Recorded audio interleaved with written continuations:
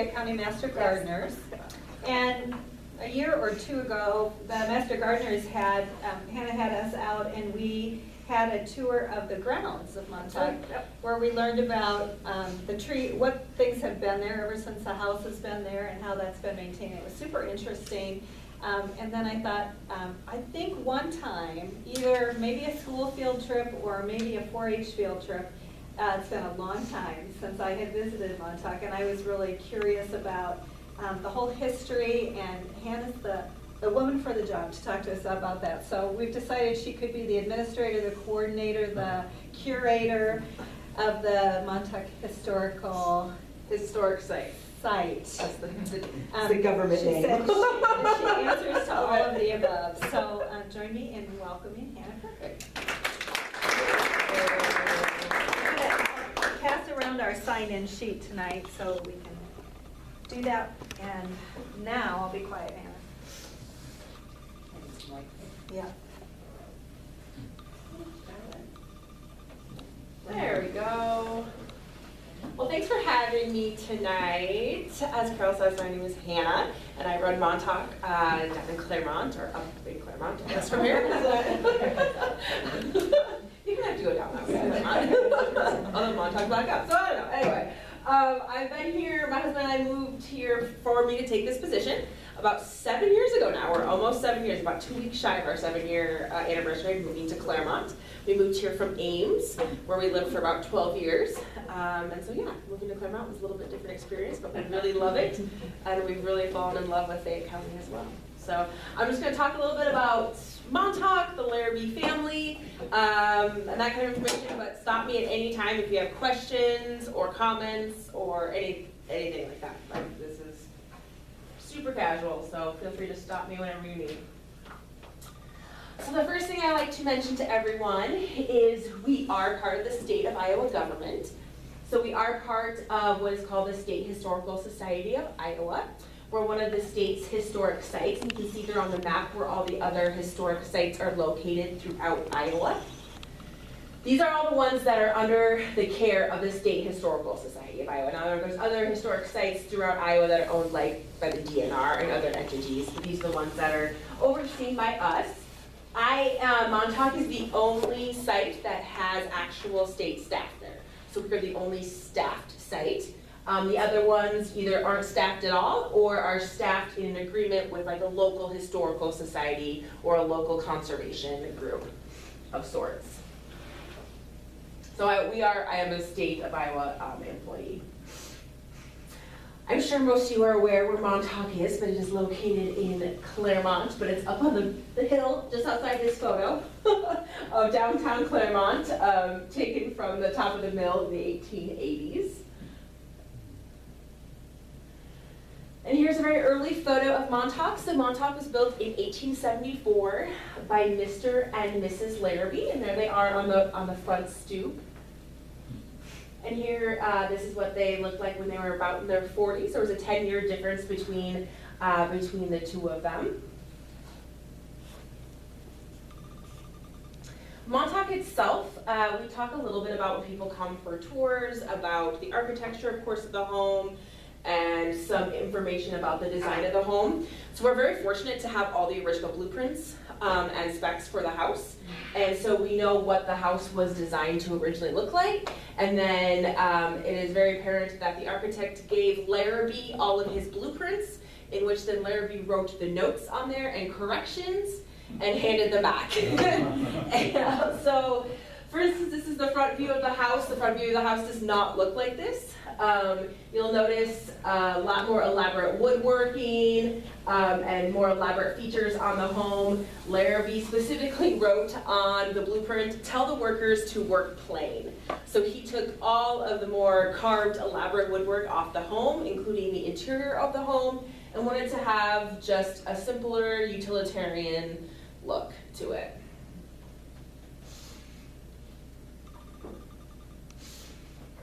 There's a little side view of Montauk as well. That's Mrs. Larrabee there on the side. While Montauk was built to be kind of more utilitarian, but you look at it and you're kind of like, well, it's a really big house still. It's a very big and pretty house still, and especially when you go inside, it's still very, very nice looking. And something that I like to tell people when they come and visit is you can tell there was maybe a bit of a compromise between Mr. Larrabee and Mrs. Larrabee, in which he was like, we don't need all that carved wood, we can do simple, but she's still like, yes, but I would like my nice home. And so there are lots of refinements still within Montauk. And there's lots of innovations as well within Montauk, which we will, I'll go into later. Montauk was built out of all local materials. So Clermont is, the nickname for Clermont is Brick City. And that's because we had 2 brickyards. The first business in town besides a sawmill was the Dibble Brickyards in the 1860s.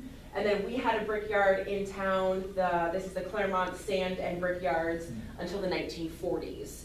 And they did both what's called red and white and like yellowish colored bricks. So every brick in Clermont in the current buildings, those are from Clermont. Those are all Clermont bricks. And probably a lot of bricks around this area in general, because we have the railroad, we have the depot in town, and so we know that they exported them numerous places around the area. So all the brick came locally from Clermont, and all the rock as well up at Montauk. There's different rock designs over entryways and over the windows at Montauk. That all came from what's called Williams Quarry. That was about 3 miles outside of Clermont, so that was a local quarry. And so almost all materials, besides some white pine that came from the east, was from our area actually. So Montauk's a very localized building. Here is an example of this is our first floor area, and I know it's kind of hard to see because it's faded, but all the little pencil, those are all Larrabee's notes. So those are all the notes that he made to the architect and crossed different things out, which is interesting because some of the things we see on the plans and they just didn't turn out that way, but there's no note from Larrabee, and so we were just kind of like, why, what happened? You know, it's just kind of like a fun mystery to be like, what happened there? The original drawings called for it. Larrabee didn't nix it on the plans, but it didn't end up happening. So there was clearly maybe some more back and forth than we have evidence of. The evidence just shows that he did all this and then sent it on, and then the house was built, but maybe there was a little bit more back and forth that we can't quite tell. But it's really neat to, look exactly at what he was thinking and what he wanted in his home. So he was very much a part of the entire building of Montauk, as was Mrs. Larrabee as well. This is just a fun shot that I like to show of the house. So originally it sat on about 160 acres. To date we have 40. Which a lot of it is still forested as well, just like in this photograph. So it's kind of hard to tell, but the bottom here, this road, that would be kind of a highway today.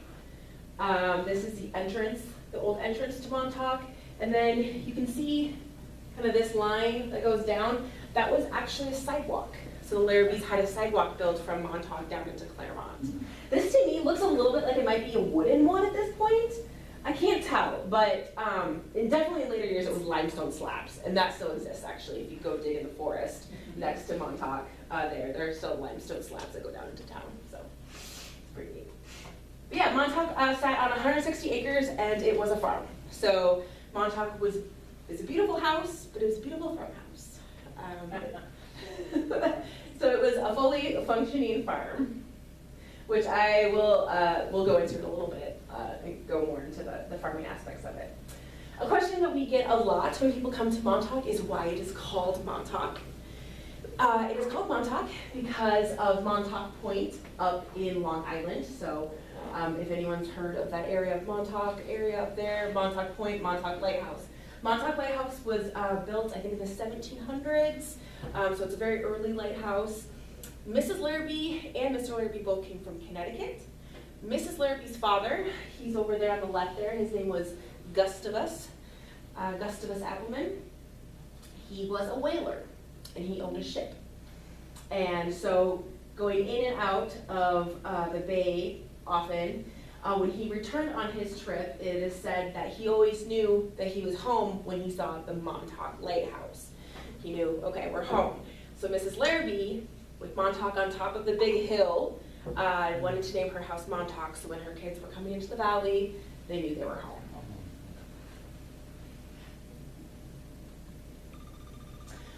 Well, we're going to get into a little bit about the additional Larrabee family members.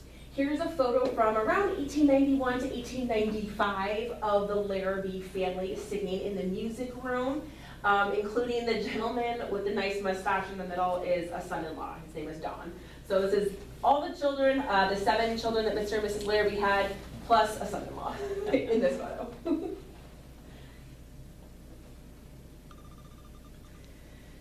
First, we'll talk a little bit about Mr. Larrabee and how he kind of came to be. So Mr. Larrabee came to Iowa in the 1850s. So he was here by 1853, so very early in Fayette County. And he came over at a time, he came because his brother had been here and his brother passed away unexpectedly. And it was just at one of those times where they were doing a lot of land speculation and purchasing of lands. Land had recently been opened up in Iowa to settlements. And so his father had sent his brother out to kind of look for land, look for some farm areas. His brother passed, and then so kind of William Larrabee went to kind of pick up those tasks for his father. But he came from a farm in Connecticut. That's what his father did. His father was a farmer. Larrabee was a farmer. He came and he first settled near kind of Postville. It's technically in Clayton County though. There was a little settlement there called Hardin. Doesn't exist anymore, but he was actually a school teacher there. So he came and he was a school teacher in the wintertime, and then in the summer and the springtime, he was the foreman on his brother-in-law's farm. So his brother-in-law owned about 2,000 acres of land in Clayton County, just outside of, not too far from Clermont, because we're out in Clermont, we're right there at Elmkey in Clayton County. So it's actually just a couple miles from Montauk even today, and he owned like 2,000 acres.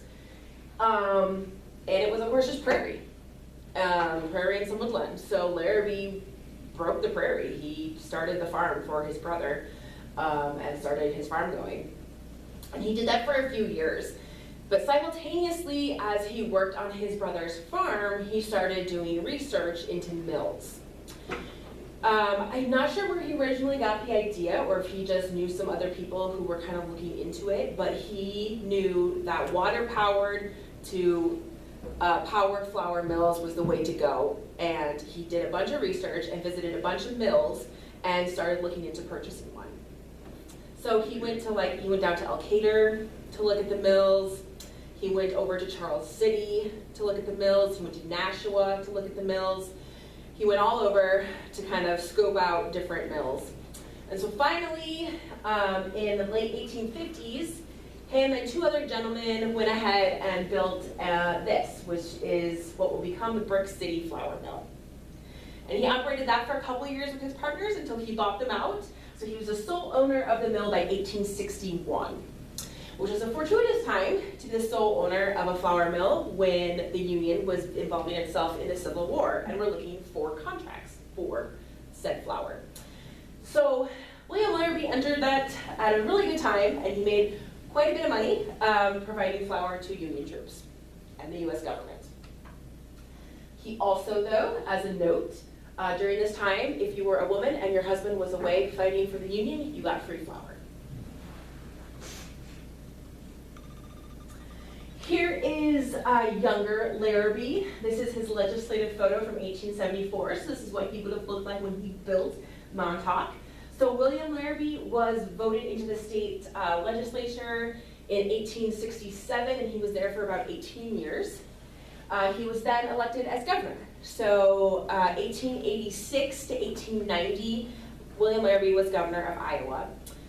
He was actually, that was 2 terms. Back then, terms of the governor were only 2 years long. And so he served 2 terms, a total of 4 years. Also of interest to note, back in the day, our state legislature only met every other year. Yep, they don't need. They only met every other year to do stuff. So just thought about that's just always find that to be an a little interesting tidbit. Larrabee was a Lincoln Republican. He was an abolitionist and a big fan of Lincoln in general. The Lincoln Park in Clermont was dedicated purchased and then dedicated by him in 1903 in memory of Civil War veterans. He always held a special place in his heart for Civil War veterans because he had wanted to enlist at the time, but unfortunately due to the blindness in one of his eyes due to a hunting accident when he was young, he was not able to enlist. And I think that kind of always carried with him through the rest of his life. He always did a lot to help Civil War veterans or widows of past veterans. Fun note, Larrabee was the first governor to do a full term in the new state capital in Des Moines. This is the first session. Yep, it was the very first session. And so he was kind of in charge of kind of wrapping up all the wrapping up the budget, wrapping up the projects, doing some of the littler things like interior decorating and that kind of stuff on the Capitol. So this is what the inside of the building looked like when he took his governorship. I guess to note, I should have started out with saying all these photographs are here at Montauk. We have a huge photograph collection of thousands of photos up at Montauk, taken by the family members. Quite a few of the sons had a very keen interest in photography. Another fun photo of the governor's chambers when he was in office. Larrabee was a strict prohibitionist. That was the ticket he ran on. So that was a huge issue at the time. So oftentimes candidates would run either a dry ticket or a wet ticket. And he was big prohibitionist. So no alcohol. There was never any alcohol allowed at Montauk. And he was, there was a big prohibition law in 1882 that made prohibition a constitutional amendment that was ended up being struck down the next year. So he worked on that, but the Supreme Court said no.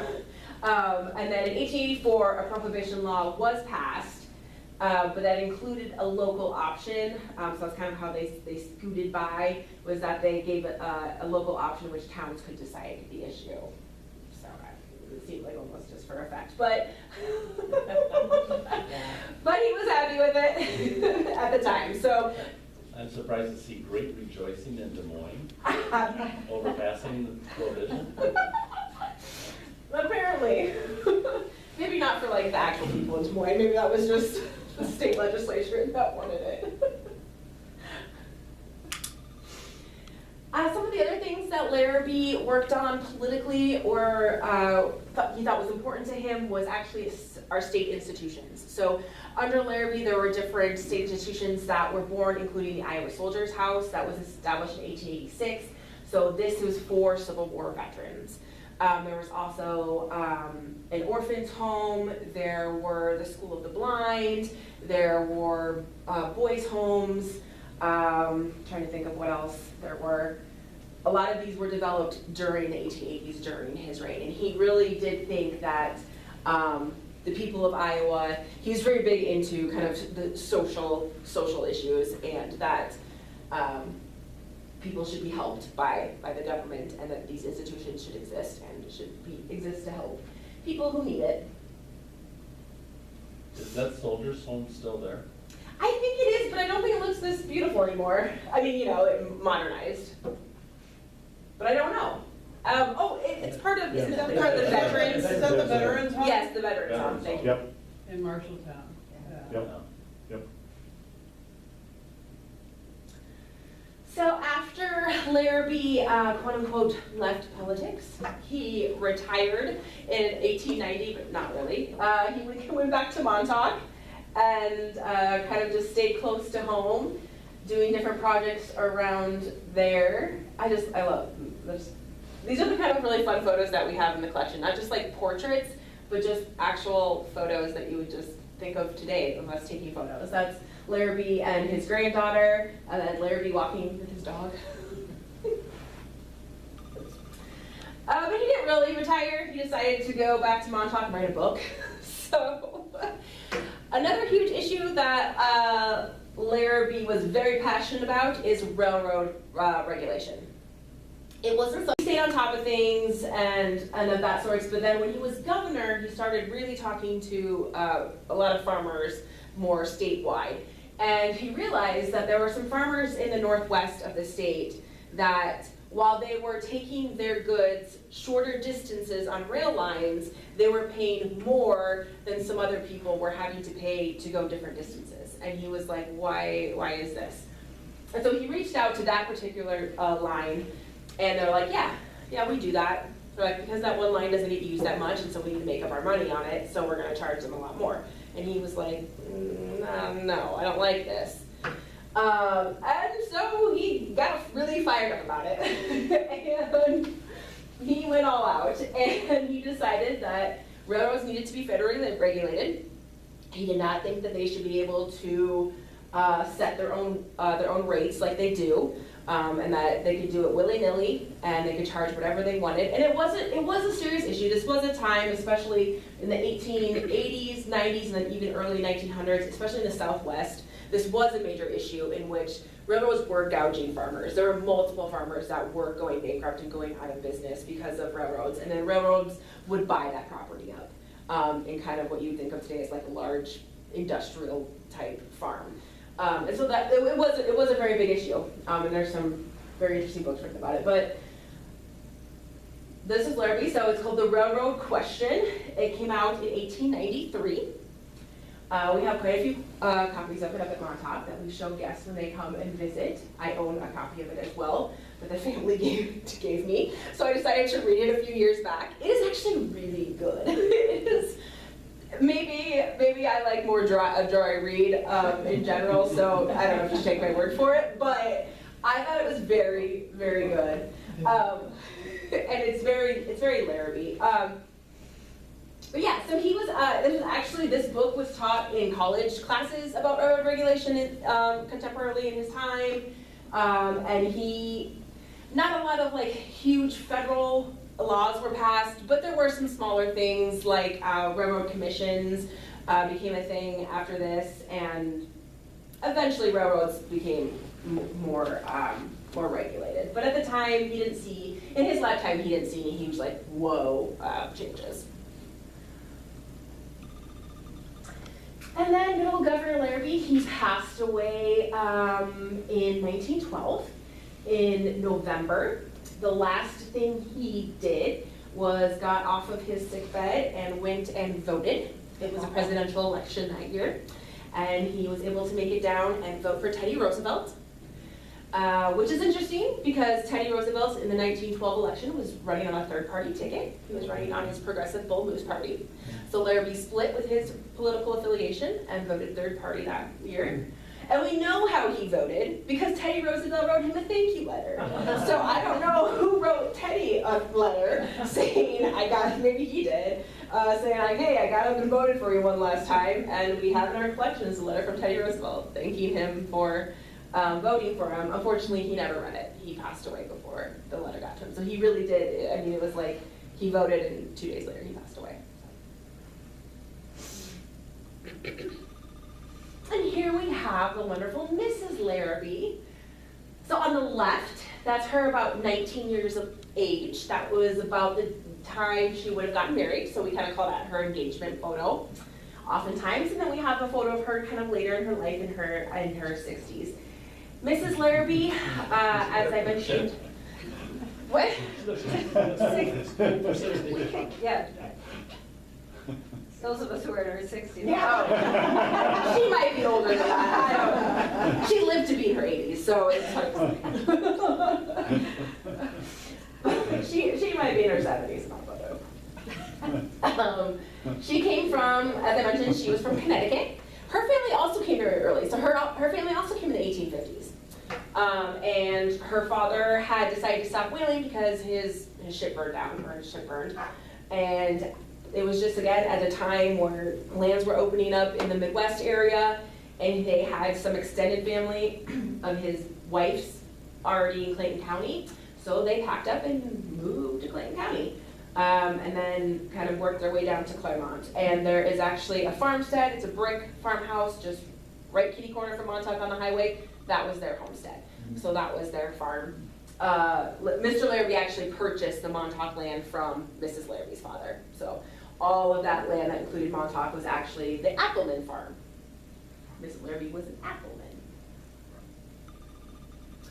This is a fun quote that I just found it in a newspaper. That newspaper wrote about her, but it says she was keenly interested in state and national affairs and took an active part in the civic and social life in her own community. And she really was very involved. So while Larrabee was in the state legislature, she ran a home both in Des Moines and in Clermont.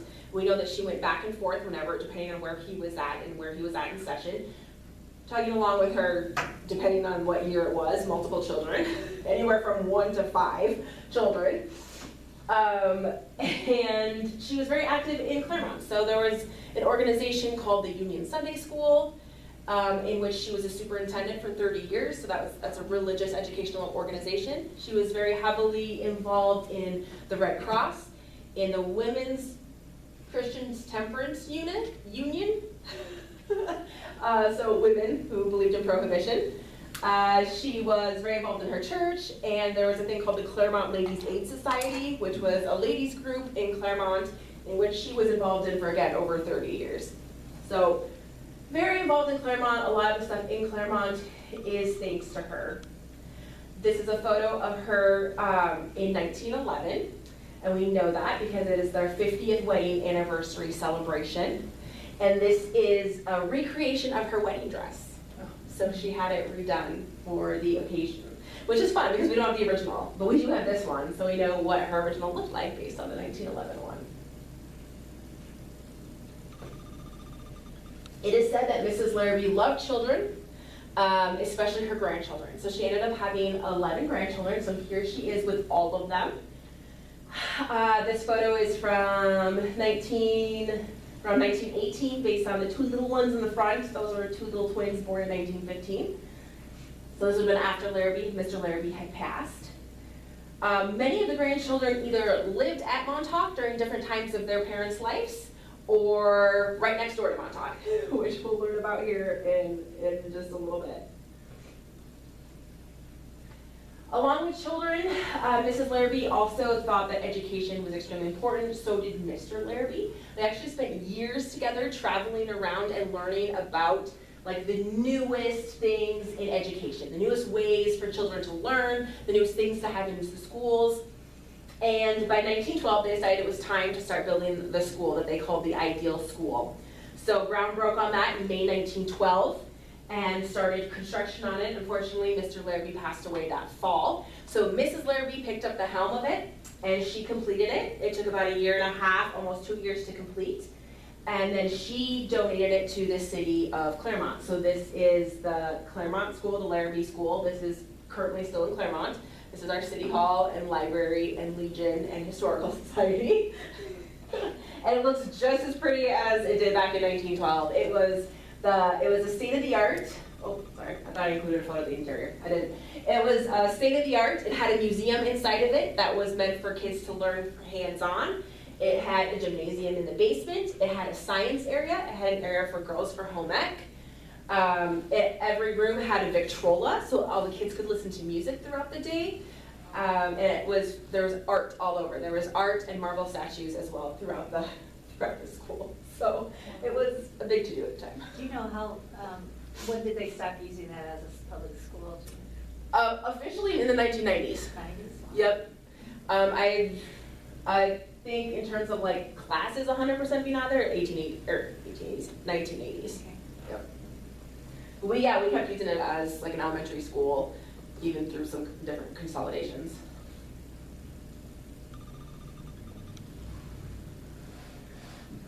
I mentioned earlier that I was going to talk about Montauk as a farm.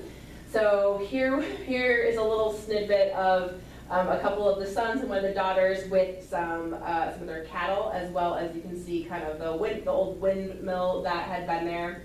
I mentioned that Montauk had been a 160-acre farm. 160 acres was like officially Montauk, But I kind of like to remind that all around Montauk for hundreds and hundreds of acres was owned by other family members, was owned by Mrs. Larrabee's father. So surely that those were also utilized by Montauk Farm and by Mr. Larrabee, presumably. So I think although it's 160 acres, I do think that they would have utilized a lot of more room, a lot more space around it. We know a variety of things were grown at Montauk. Of course, different grasses for livestock, but also wheat. There was horses, of course, including some show horses that the daughters showed. There was cattle, we had pigs, there was turkeys that were Mrs. Larrabee's, there was peacocks that was Mrs. Larrabee's. Of course, chickens, all of your kind of typical stuff that you would have on a very large, decent sized farm. Mr. Larrabee was really into innovation in farming, so he was always looking for kind of the latest and was always doing research into what could possibly be improved in his farming techniques.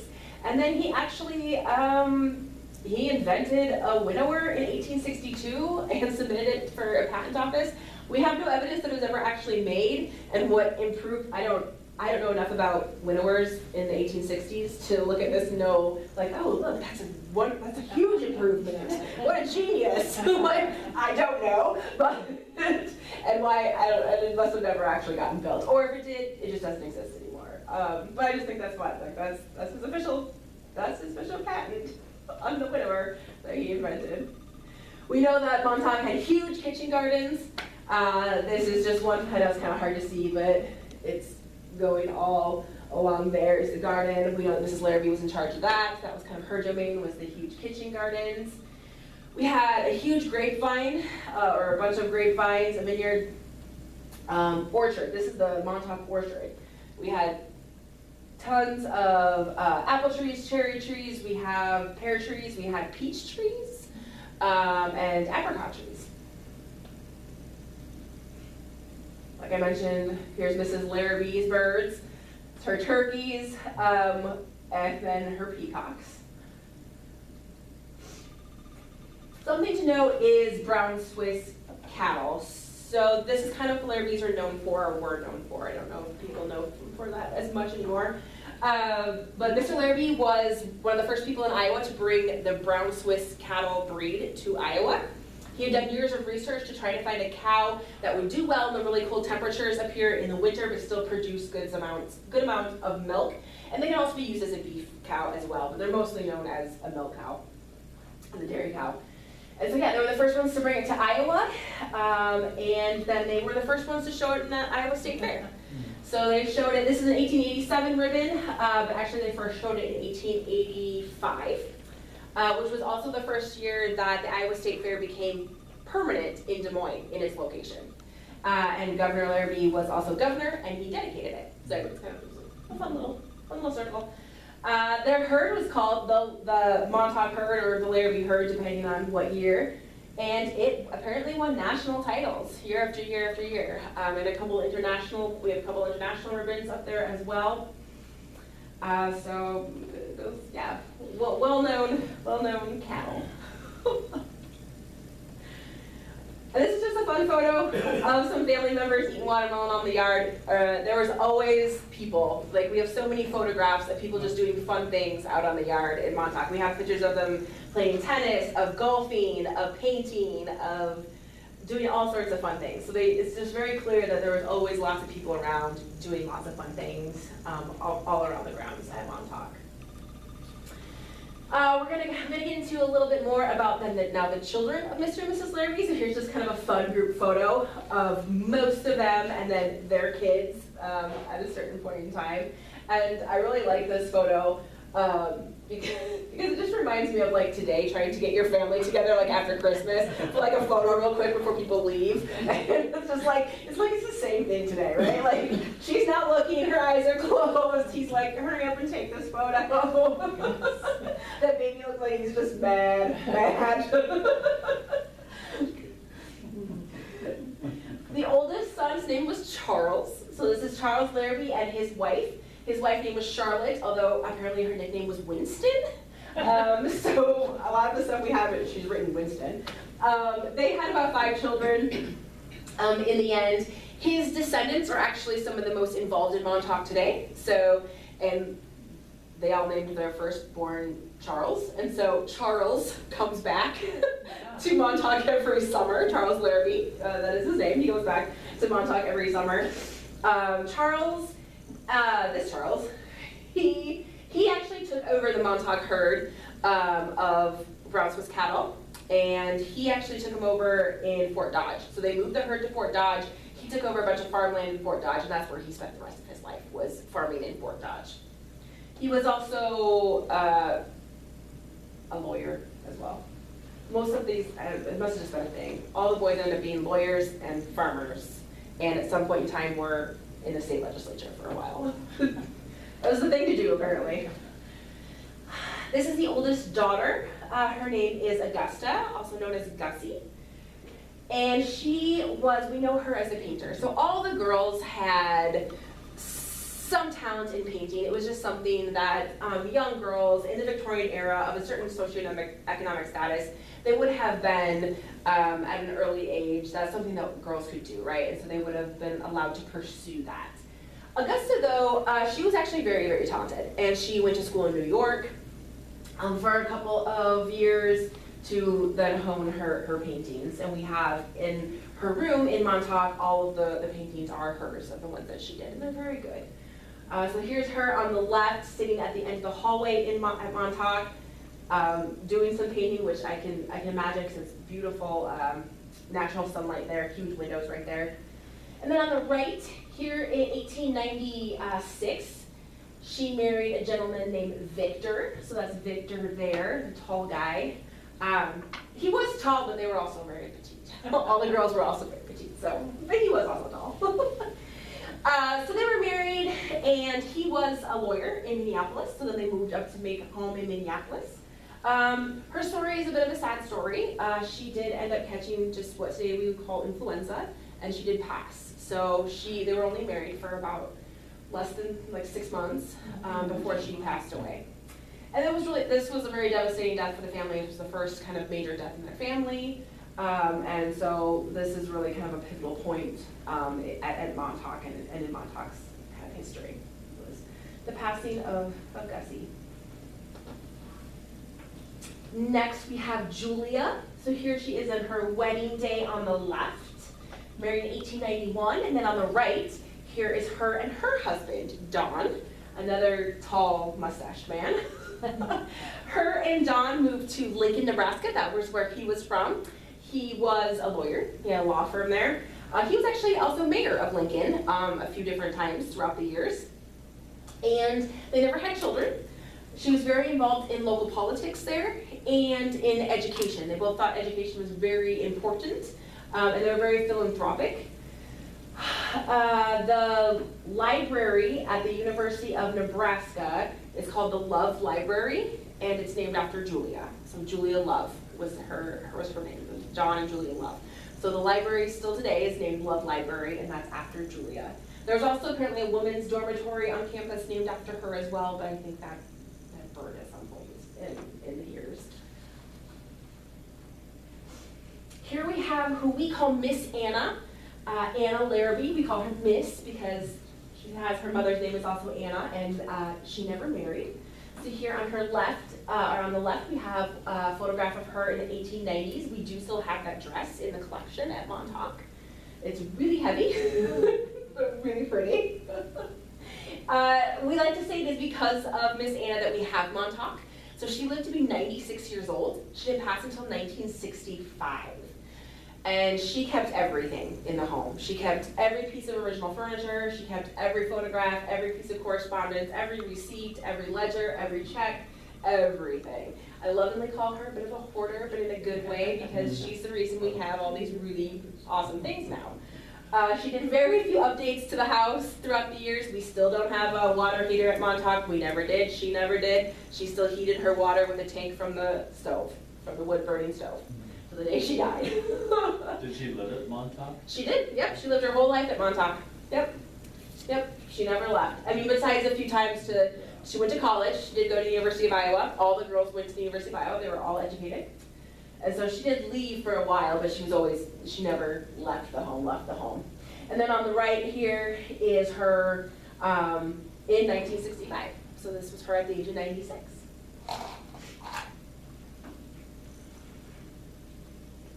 Family. Here on the right is William Larrabee Jr., his wife Lillian, and then they've got 2 kids here, but eventually they have 5.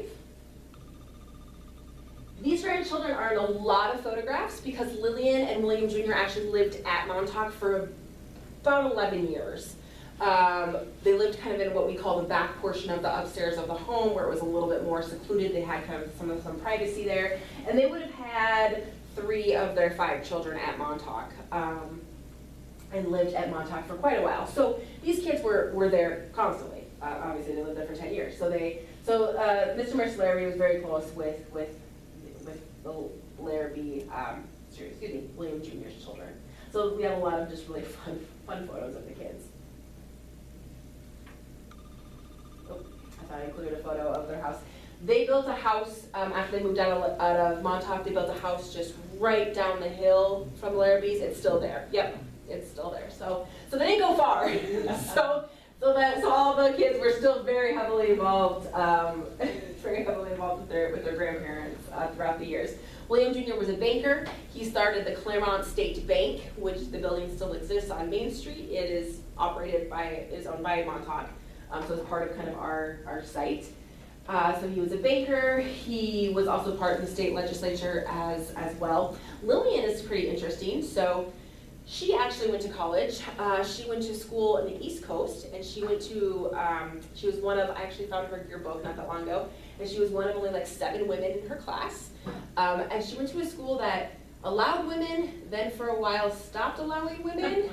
And then because of that, another school formed and broke off from that school to allow women. It was interesting. So she was able to go before they stopped allowing women to go.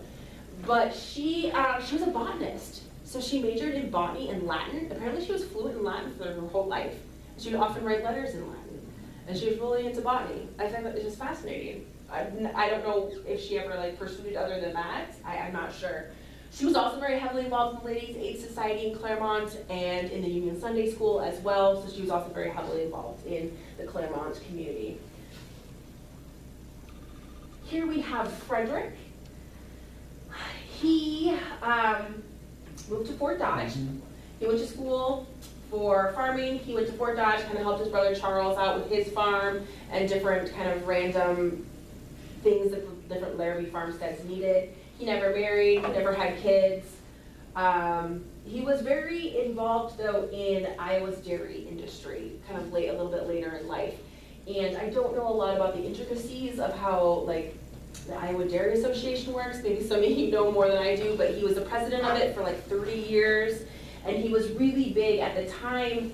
It wasn't a whole kind of conglomerate. There was the ice cream producers and the butter producers had their own thing, and the cheese producers had their own thing. And he brought it all under one big umbrella so they could all lobby effectively for legislature that helps all of them, all the dairy industry. And so yeah, apparently he was a really big deal in the dairy industry in Iowa. He ended up moving back to Montauk in the 50s and spent the last few years of his life living with his sister at Montauk. Here's the youngest. She is actually the only kid to be born at Montauk. This is Helen. So here on the left, we have Helen and her husband, his name is Charles. We call him CD, but Charles Robbins. And then we have her over on the right on her wedding day. Her children also lived at Montauk. Box elder. They're everywhere. Her children also lived at Montauk for quite a while, although it's under a little bit more sad circumstances than William Jr.'s children. Helen ended up developing a tumor on her pituitary gland, and they decided to go and see some specialists, and she eventually decided to attempt to have it removed in Boston, which was a very complicated surgery at the time. She did survive the surgery, but passed away a few days later from an infection, so she did not survive in the end. At the time, Charles is actually, we call him, we don't just call him, he was Colonel. He was Colonel Robbins at the time, so he was in the Army. It was during kind of the end of World War I. And something I don't know why I didn't really know this, but until not that long ago, is that we actually had a lot of troops on the Mexican border during World War I, because we were afraid that Mexico was going to side with Germany and the other side, and so that's where he was. He was down on New Mexico. He was down in New Mexico Station. There was a big camp there, and he was camped down there to watch the Mexican border. That was interesting. But I found that out a few years ago. I started doing a lot of research into him a few years ago because I just didn't know much about him. And he's fascinating. He was on Iowa Supreme Court for a while. He was, Assistant Secretary to War under one of the presidents. I'm sorry, I can't remember off the top of my head. And so he was around. The long story short, it's not that he definitely came back for Helen's death. And it's not like he was like, here, take my kids. He was a single father at the time. He was still in the Army. He was a colonel. And Mrs. Larrabee and Anna were like, we'll take the kids. We'll take Helen's. We'll take you guys' babies. So, well, they weren't really babies. They were all under 10. So I don't know if you want to call them babies. Little kids. And so all three of them were also raised for quite a few years at Montauk as well. And here's Helen with one of her kids. With Anna. Remember Anna? Lots of recycling of names. Which I'm sure if you've ever looked back at family trees, you've noticed the same thing, right? We're all named maybe after a family member. The Larrabees loved to travel. They had the money, they often had free time, and so that's what they did. This was a big trip though that they all took together as a family. They didn't always go kind of a large unit. Sometimes it's just Mr. Larrabee or Mrs. Larrabee, different places. This one, almost the whole family went. A few of them did not, but they went on a huge trip in 1900. They were gone for 8 months. Let's see. They first went in through like the Strait of Gibraltar and went through northern Africa, stopped in Egypt. Then they went up to the Holy Land, all throughout there. Then they started on the other side of the Mediterranean, through Greece, all up in there, Italy. They went all the way up through Italy, then they went through France, and then they kept just kind of going up until Norway, and then they hopped over to England and took a boat back 8 months later. And yeah, so we have a lot of really neat photographs. I don't know if I included any of them, but we have a lot of neat photographs of that trip, including Larrabee on a camel, which I'm very surprised they got him on a camel. He hated horses. He notoriously hated riding horses, so he walked everywhere. So the fact that they were able to get him on a camel, I find humorous. But a lot of the stuff in Montauk is from that trip. So they collected a lot of art, a lot of statues in Italy, especially a lot of marble statues that you see in Montauk are from the 1900 trip that they took. Along with taking a lot of trips or being very worldly, the Larrabees and Mr. Larrabee in general, I know I mentioned he was very into farming innovations. He was also into a lot of innovations in the home in general. So if you ever go to Montauk, we will specifically point out how every bedroom on the left there has a sink in it with hot and cold taps. We do know that was original to the home, so every bedroom had its own hot and cold water feature, which was very unusual at the time. But they never had a hot water heater. Right, so what we think of today as a hot water heater, there was a tank hooked to the wood burning stove. So there was a thing that could heat water. But not what we would, not what we would think of today, so yes. And then on the right here, we have there's a windmill and our water tower, which still exists today. In the early years, it was wind powered, and then in 1910, when Montauk got electricity, he put in an electric pump. So then it was pumped through that. We don't use it today, of course, but that is how Montauk got its water fed to it. Mr. Larrabee was a very great statesman.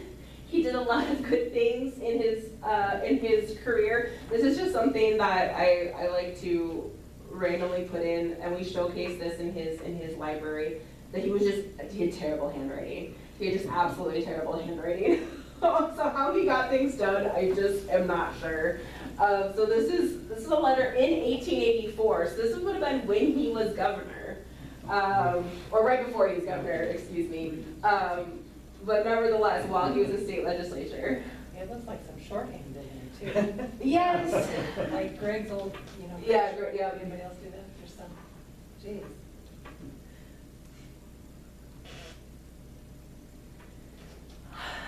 Besides Montauk having original furnishings, I know that I mentioned we have a full archives because Miss Anna kept everything. And so we do have some really neat letters in our collection. This is one from Teddy Roosevelt, and then this is one from William Jennings Bryan. And we have a lot other ones from Clara Barton, if you know who she was, founder of the Red Cross. She apparently knew Mrs. Larrabee pretty well.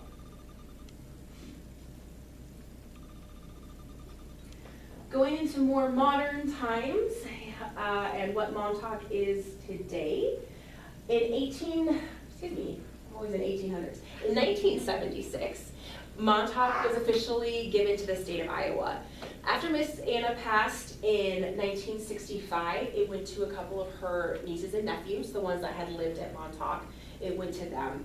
And they opened it almost immediately as a museum. So it was never really lived in by the family after that point. They knew that that was kind of the wishes of Miss Anna. And so by 1968, they had formed kind of an LLC, and they had opened Montauk up for tours. And I actually met a gentleman not that long ago who worked tours that first summer. He worked at Montauk that first summer in 1968.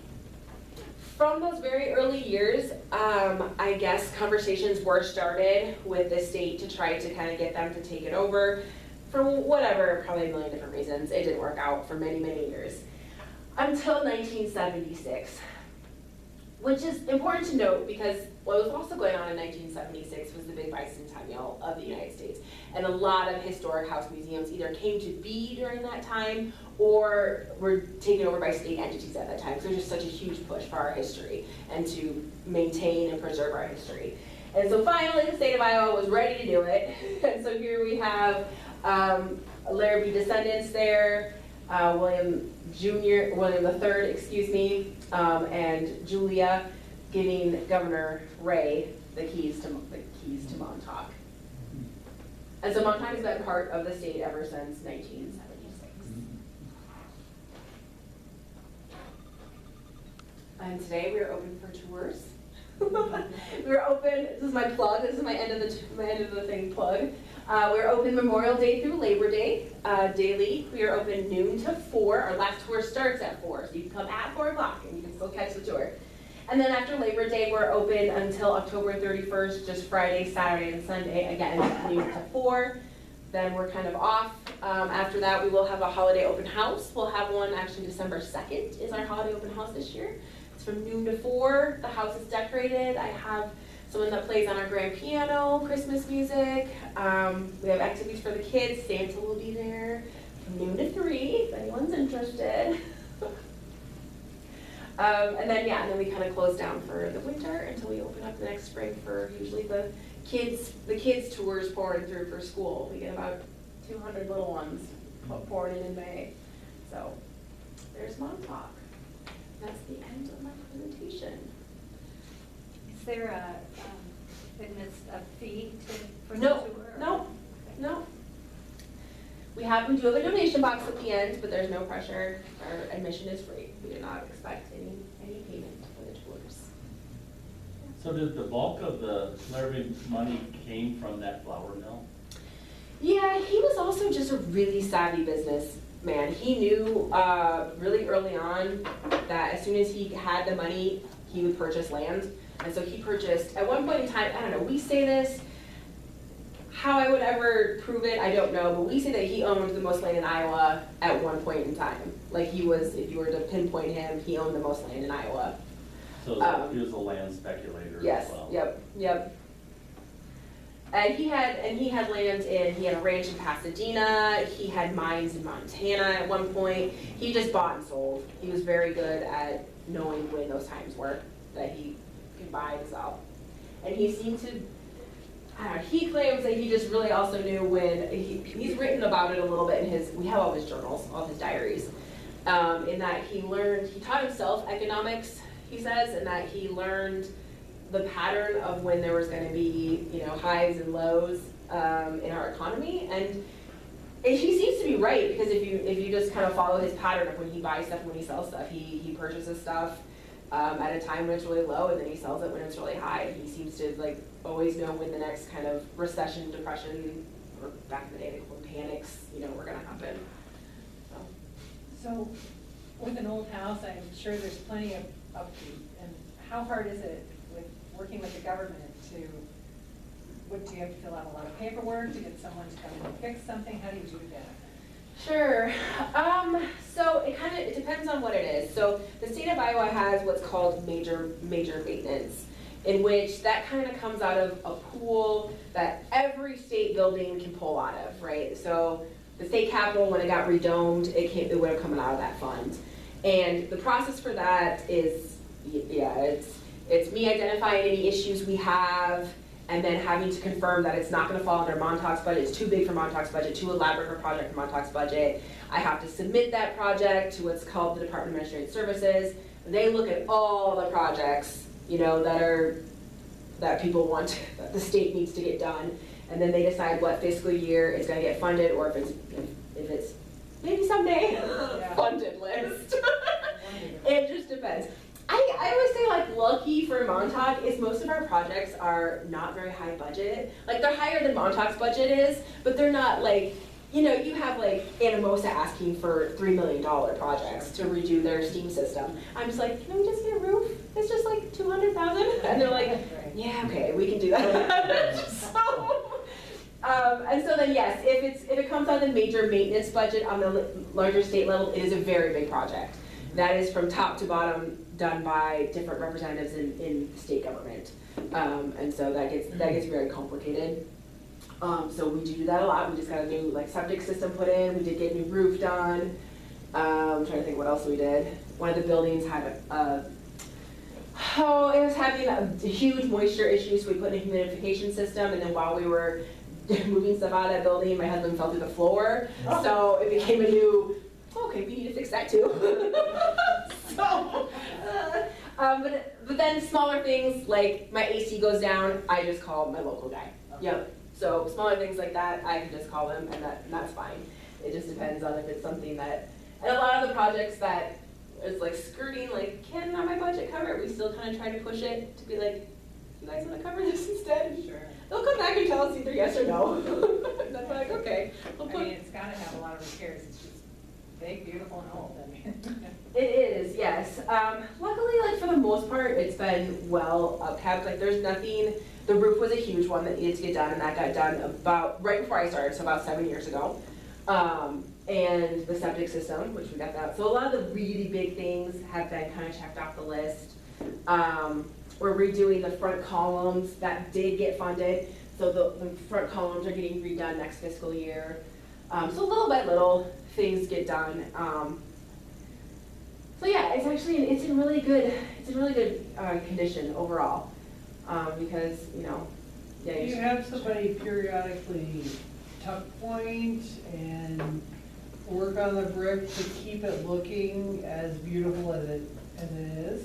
Yes, so not regularly, no. Last summer we were able to get funded to, what did we do? We tuck pointed every brick building on the property except for Montauk, because Montauk's just huge. And then it was gonna get funded to do Montauk this next year. I know some people don't follow state government a lot, but we had a really big realignment at the state government this year. So we went from 37 state agencies down to 16. And so my original department that Montauk was in got dissolved, and so we did a lot of we had to move a lot. And so it was there was a lot going on this year. And so a lot of projects, because of just larger state budgeting, got pushed on hold, and that was one of them. So Montauk's is on the list, it's on the approved maintenance list. It's just a matter of the state kind of figuring out a larger budget to get it tuck pointed. But yep, so things like that, yep, get put on the big need to do list. And then always fingers crossed that at least in a few years it'll get done. If bigger issues don't come up, the septic system took us about 6 years to install because of the process of that. Because of the nature of our site, if we do any digging, we have to have archaeologists come in first and do an archaeology dig. And there's different phases to that. So they come in and do a phase 1, which is a very simple, not super invasive dig, but if they find something, then it has to initiate a dig. And we don't need to get into the nitty-gritty of government, but long story short, each of those phases has to go back out to bid. And when you have to go back out to bid and all that, you're putting on a year, and then you're putting on a year, and then you're putting on a year. So. Did they find anything? Yes, so we found, originally what initiated the phase 2 was they had found a piece of pottery that they believed was of Native American descent over by, there's another house on the property off to the side. They found that on part of the area that a septic system was going to go, and so that initiated a phase 3. They didn't find any more cultural artifacts like that, but they did find a lot related to the house. And if you know archaeology or talk to an archaeologist, those people they blow my mind how much they know and how much they can figure out from just looking at anything. So they wrote us a whole report, and it's like this huge thick report of everything they find, but it's as small as a bone. And they can tell me what type of cut of meat it was, if they thought it was like butchered professionally, if it was just like hand butchered on site. Like, it was amazing. And so we can like reconstruct even based on what they found, even though it was just a bunch of livestock bones, what the family ate and how old they think those bones were, so we can figure out how what they ate in the 1880s. It was, anyway, very interesting stuff when they come. I love the archaeologists. It does, like I said, drag down my projects a little bit, but they're fun people. I learned a lot from them, so I like it. Do you know what the square footage of the house is? Yeah, we're at about 12,000 feet, 12,000 square feet. Yep, the ceilings we got 12-foot ceilings, 11-foot ceilings, full attic, and then a full basement as well. Yep. Lots of space. Is it used for anything other than tours? I mean, are there weddings there, or? We don't allow weddings inside, but we do allow, yes, weddings on the grounds. You can, we have rental agreements for that. Yep. Yeah, idea what the cost was and what was it rebuilt? Yeah, $20,000. He built that thing for $20,000. The good old days. So that was like 1880? 1874. You gonna throw that in the inflation calculator? Let us know how much it was today. Everything was full. What are the other buildings that are in the picture? Yeah, we still have quite a few of the farm buildings. The one up in the far corner, that's a more modern, that was built in the 1940s. That's like a maintenance shed. But then we do have the barn, and then behind Montauk we have what's called the workshop, so it's an old brick building. And then we have, what do we have? We have a woodshed, we have our old ice house, we have an outdoor laundry facility, then we have an old well house, we have 2 corn cribs still, we have a chicken coop still, we have a hog house, and then there's a whole other house, just kind of like right over here. What's the one way up on the hill? That's the water tower. Oh, okay. Yep, it just looks, yeah. Okay. Yep. Cool.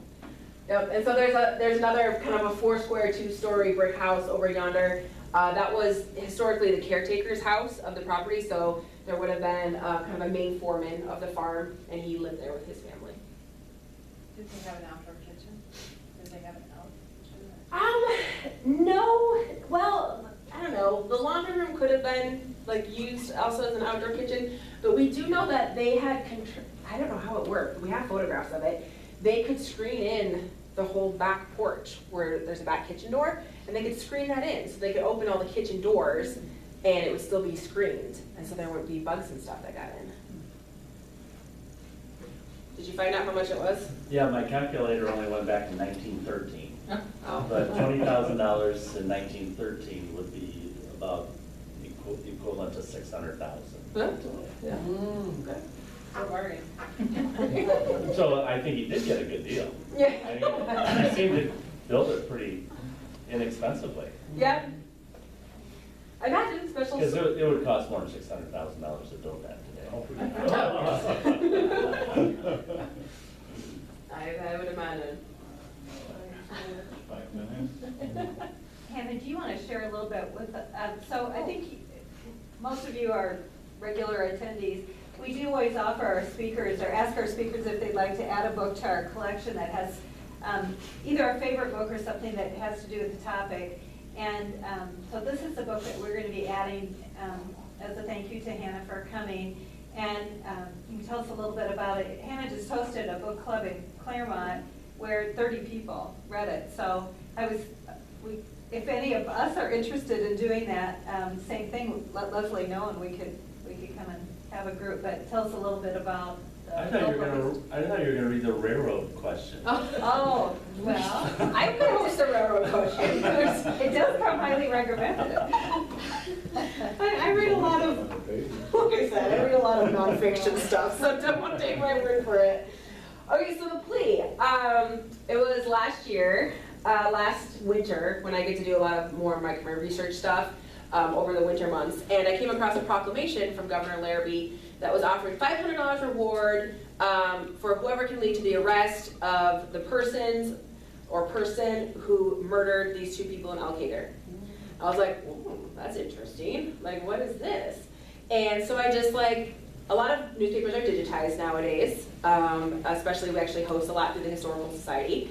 And so I popped on there to see the Al-Qaeda newspaper, and sure enough, I found this huge article about this grisly murder in which this man and this woman were murdered in their beds at night. And I was like, oh, this is interesting. So I kept Googling. And Al-Qaeda actually had a little bit of write-up on it. So I don't think it's really spoilers because it's pretty in the early parts of this book. But it turns out it's the son. He's 11 years old. He is found to have killed his father and stepmother. And then I found that a book was written about it. It just came out last summer. So it was this weird, I was like, oh, and there's a book coming out about it. I want that book. So I told my librarian, and she, of course, brought it in as soon as it was out. And so this author, Patricia and Thomas, wrote this book all about, his name is Wesley, about his story and about the murder, but then also about the years Wesley spent in Anamosa and his eventual release and kind of his story of redemption. And of interesting note, like I mentioned, why I got into it was because Larrabee was governor at the time. And so then I reached out to some of my colleagues in Des Moines. We have a lot of Larrabee's correspondence, but we don't have the stuff that was during his governorship, because those are the governor records that are down in Des Moines, part of the larger legislative records. And so I talked to my colleague who oversees that, and she went ahead and found the letters relating to this that were written to Larrabee, including all the letters people wrote to him wanting the $500 reward that apparently no one ever got, but people really wanted that reward. So it's very interesting. So yeah, it's nonfiction. It's a good book. It doesn't get too much into the murder. It just kind of talks more about Wesley and his life. So yeah. So Leslie's just in the process of getting that ready to check out. So yeah, so especially the same time period of the Larrabees. Yep. Thank you for that recommendation. Yeah. And localish, Yeah. I'm a little bit closer to Al-Qaeda and Clermont, but yeah. Does anybody have any other questions for Hannah? That was really great, Hannah. Thank you so much. I learned a lot. Now I want to come inside. Yeah, you see me outside a little bit. Yeah. Yeah. Thank you so much. That's great. So as far as learning at the library.